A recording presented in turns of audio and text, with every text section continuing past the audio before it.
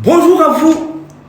Je vais vous demander d'écouter et partager parce que je pressens que ce sera vraiment très important parce que c'est une question de connexion spirituelle, c'est une question de connexion cosmique. Et plus je parle, plus l'énergie va venir parce que je vais faire au moins 10 minutes avec vous. Et là, c'est pour pouvoir libérer encore une fois la jeunesse qu'on est en train de divertir. Et ce divertissement, c'est en lien avec la religion, bien sûr. Parce que moi, j'ai dû étudier toutes les religions, bon, la majorité des religions connues, avant d'upgrader pour devenir spirituel. Mais n'empêche que de temps en temps, on vient puiser ceux qui sont déjà initiés à upgrader. Parce que quand un religieux avance, il devient spirituel. Est-ce que vous comprenez? C'est pourquoi, ça s'appelle 4 verset 24. God is spirit and whoever shall believe in him in spirit and in truth. Dieu est esprit et quiconque voudrait croire en lui devrait croire en lui en esprit et dans la vérité. Maintenant, ce que je vais vous donner ici, je vais vous poser une question. Et cette question va te libérer et va te permettre de te concentrer sur ton projet, ton avenir, afin de multiplier par zéro tous ces gens-là même qui se mettent sur des plateaux pour vous divertir. Parce que c'est une question de temps. We have no time to lose. Regardez, voyez ça? Ça, c'est des choses que je donne en métaphysique pure. Regardez ta tête, regarde. Quand tu fais ça, c'est un point d'interrogation. Regarde ton oreille, quand tu fais ça, c'est donc il y a plusieurs points d'interrogation sur nous. Et cela veut dire que tout être humain qui n'est pas susceptible de se poser des grandes questions ne va jamais grandir. Tout être humain qui n'est pas capable de s'asseoir, si Isaac Newton lui-même ne s'était pas posé la question pourquoi la mangue est tombée comme ça, il n'allait pas travailler sur la loi de la pesanteur. Donc il y a des questions que si l'humain se pose, il a posé à Dieu, il va avoir une révélation spirituelle. J'ai une grande question à vous poser. Mais en attendant cette grande question, je vais vous demander de m'aider à faire une recherche. J'ai fait des années, je n'ai pas trouvé. Donnez-moi un seul Africain. On est 1 milliard. Trouvez-moi un. Surtout nous, Afrique, bon, ça, même un seul Africain. J'ai besoin d'un seul Africain. Dont son grand-père ou son ancêtre, Amoura, l'a légué 10 milliards d'une devise, ça peut être franc CFA, shilling, peu importe, et des immeubles vraiment bien construits et un parc automobile à perte de vue avec des véhicules de haut niveau. Et quand il a légué tout ça comme héritage, malheureusement ou heureusement, ce grand-père ou ce papa ou cet ancêtre n'avait pas rencontré Jésus, ne connaissait pas le prophète Mohamed. Il a été animiste, il égorgeait ses poulets et il donnait à ses ancêtres. Voilà, lui, il était animiste. Et donc, l'héritier en question abandonna ses 10 milliards et ses immeubles et est parti donner sa vie à Jésus dans une église de 20 tôles, où il est parti donner sa vie au prophète Mohamed dans une mosquée de 200 mètres carrés. Mais lui, il ne veut même pas quelque chose de ça. Et la bonne nouvelle aussi, c'est que ce grand-père n'a jamais volé, il n'a jamais triché, il a été droit. Mais il a su comment travailler. Donnez-moi un seul Africain qui a abandonné 10 milliards pour devenir religieux.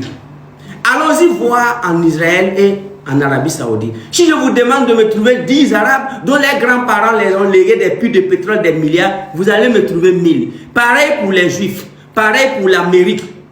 Maintenant, pourquoi les Arabes n'abandonnent pas les puits de pétrole et les milliards que les ancêtres l'ont légués avec le Coran pour venir donner leur vie à Jésus ou bien devenir animistes?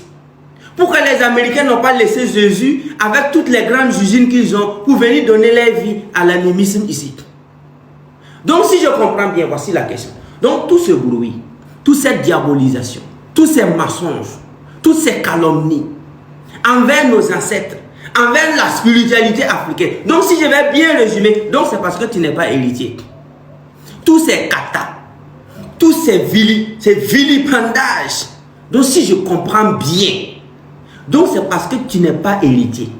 Donc c'est parce que tu n'es pas né trouver de l'argent. Donc c'est à cause de ça. Et pour votre information, à l'époque de nos ancêtres initiés, pour aller à Bobo, Ouara Bobo ou Douala Yaoundé ou bien Abidjan Yamoussoukro ou Kara Parakou si vous voulez, au lieu de rentrer s'asseoir dans une V8, ils vont aller derrière, il y a des plantes là, ils vont faire des trucs et ils partent en téléportation. C'est-à-dire en 2 minutes, lui il a fini ses 300 km ou 400 km.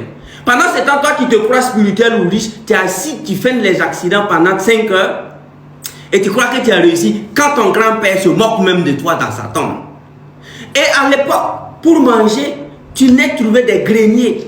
Maman, à l'époque, avait au moins un grenier de gombo sec, un grenier de tous les condiments. Donc, elle n'a pas besoin de popote. Papa, grand-père avait les moutons, les poulets, les pintades, les bœufs. Lui, il n'a pas. Donc, l'argent n'avait pas son rôle à l'époque. Mais comme on a fait un pas en reculant, aujourd'hui, c'est une question d'argent. L'argent pour payer tout ce que vous voyez. Et pourtant, ils avaient. C'est comme la vie d'un président actuellement. Quel président a besoin de 10 000 ou 100 000? Parce que le président a sa gare, il a sa chambre, il a ses véhicules. Le président a tout. Un président a tout. Donc, un président n'a pas besoin d'1 million dans sa poche. S'il fait comme ça, ça vient. Donc, nos ancêtres, à l'époque, c'était comme ça. Tu pouvais faire 20 ans dans un village sans voir un billet. Donc, c'est parce que toi, tu n'es pas né. Donc, c'est parce que tous ces gens qui sont en train de bavarder là, donc c'est parce qu'ils ne sont pas nés trouver des milliards qu'ils font ça. Si tel est le cas, et d'ailleurs même c'est le cas, je vais vous dire qu'ils vont payer.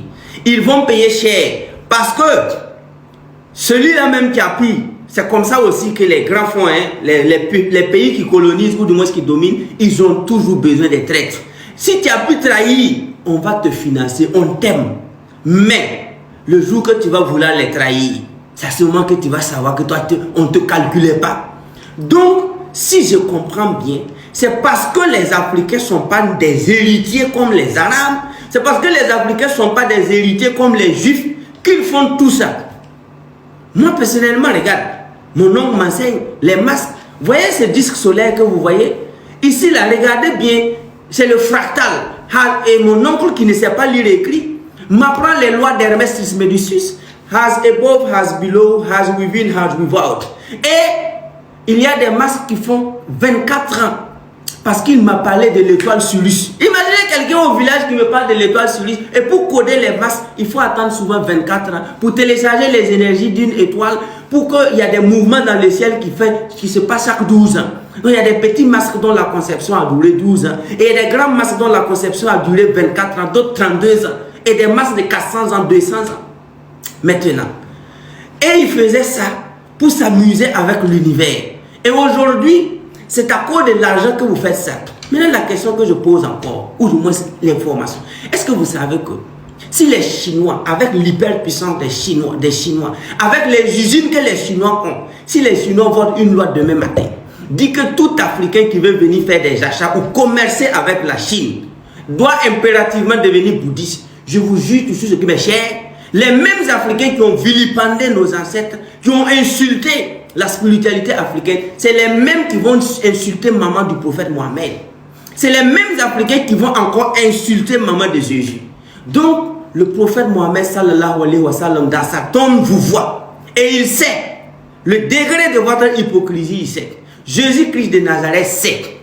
Et nos ancêtres savent. La terre de l'Afrique que vous piétinez, la terre est énergie. Et je vous jure que chaque jour que vous piétinez la terre, si vous aviez une idée des énergies que vous ramassez, moi je ne vais pas vous donner ça. Moi je ne vais pas vous donner ça. Tu es têtu, la connaissance aussi est têtue. Tu es impoli, la sagesse aussi est impolie. À cause d'argent, vous avez fait tout ça. À cause d'argent. Donc, le prophète Mohamed sait. Jésus sait que si les Chinois disent, si tu deviens bouddhiste demain matin, tu as droit à une usine en Chine, tu as droit à un passeport ou du moins un visa de 20 ans, tu fais des multiples entrées en Chine, cadeau. Il suffit seulement d'être commerçant et de donner ta vie à Bouddha. Si les Chinois disent ça demain matin, dans mon imagination, je vois encore des millions, des centaines de millions d'Africains vont encore jeter la Bible et le Coran comme ils ont jeté les ancêtres pour aller encore s'aplaventrir sur Bouddha. Ça, je l'ai dit, je l'ai imaginé. Et ça risque même de venir.